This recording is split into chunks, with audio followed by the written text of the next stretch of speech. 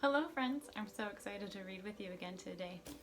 Today we're going to read another nonfiction story called On the Go.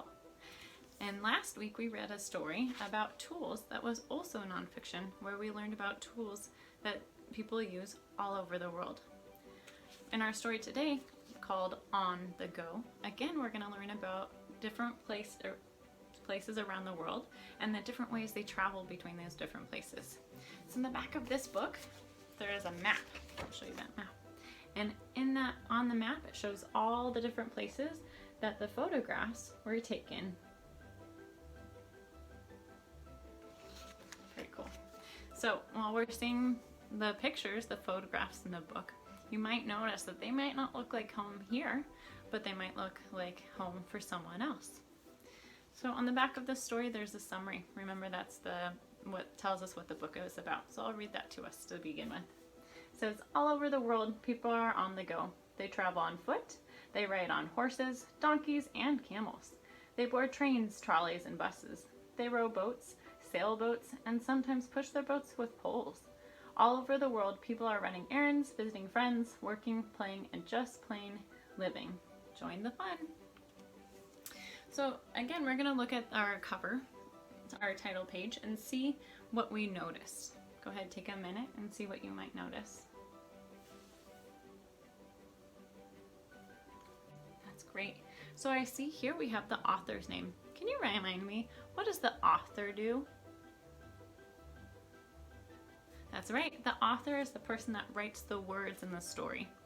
Then we also have photographs by, we'll go back. Our author's name is Anne Morris, so she's the one that wrote those words in the story. And it says photographs by Ken Heyman. So that is the same author and photographer as our story last week. So the same people that wrote the tools story, also wrote On the Go. So what does a photographer do? Do you remember? I'll give you a hint.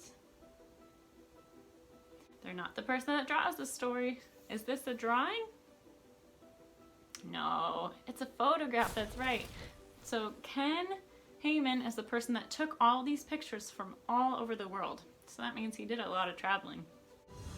All right, so as we read, our goal today is going to be thinking about our text-to-self connections again. So thinking about how you can relate to the pictures in the story.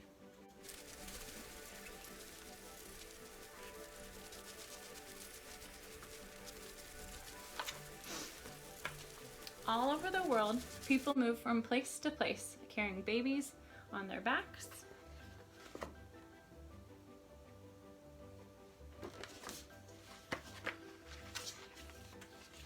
baskets over their shoulders,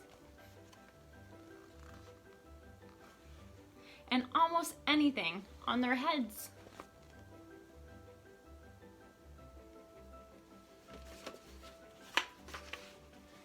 They travel on foot, they ride on horses and donkeys and camels. And pause here. What do you remember that we've read so far in our story? Take a minute and think.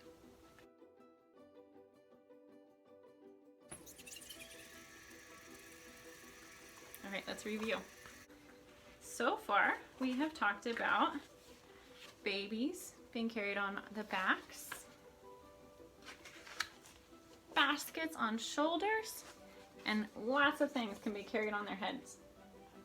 I think that takes a lot of talent.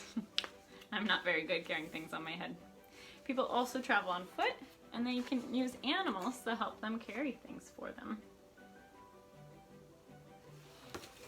Great job remembering. Let's keep reading. Wheels make things go easier and faster. They can be pedaled or pushed.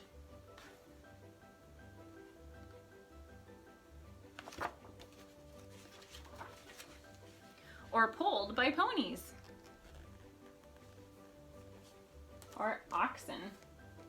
Oxen, this is an oxen, is a strong animal used to work for pulling heavy things. That means he's a really, really strong animal, kind of like a horse or a big cow.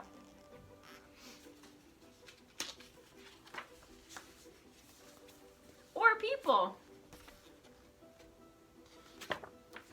Some wheels are powered by motors.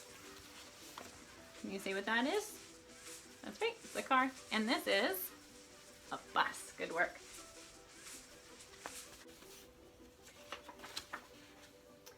A fire engine hurries to put out a fire. Buses carry people all over town.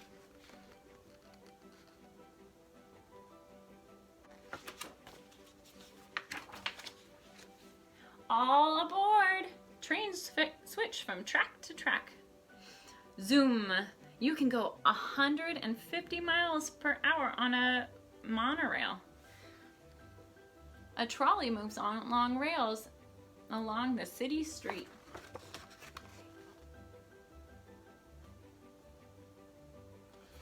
So this right here, that's called a monorail. And a monorail is kind of like a train, but it moves on one track. And then the train cars are high up in the air, so it's above where the cars would be. We have a monorail in Seattle.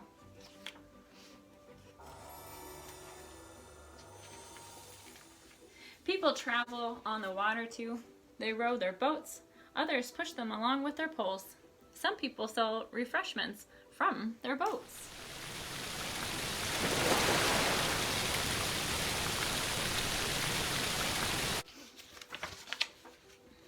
Sailors hope for good wind.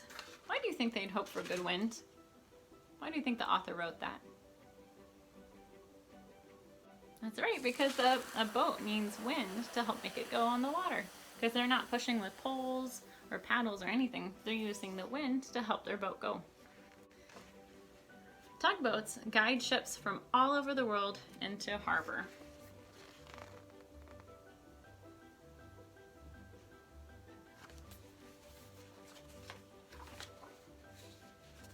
Jet planes carry people and cargo across continents. Cargo are things that are carried by ship, airplane, or truck. So in this case, we're seeing a cargo airplane helping take lots of things by plane. You can go straight up in a helicopter or a rocket. Lift off!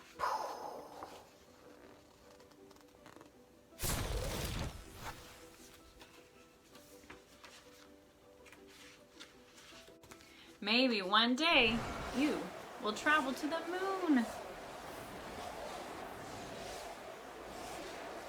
That's our story today. So before we go, take a minute and think. Have you traveled in any of these ways that the people in our story have?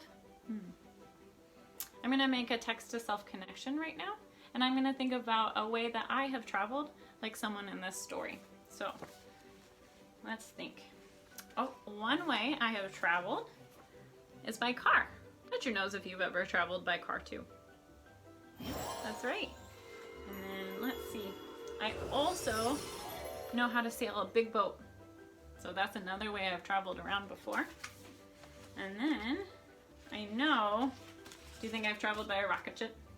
No. That would be pretty cool though. Let's see. And I have traveled by airplane. My mom doesn't live here in Seattle with me, so I traveled by airplane to go see her. So that is how I'm connecting to this story, by thinking about ways that I've traveled, just like people all over the world travel too. So today, I want you to think about a way that you've traveled. You could draw a picture of a different way you've traveled. You can write a story about it. It can be fiction, meaning it doesn't have to be a true story. You can make something up.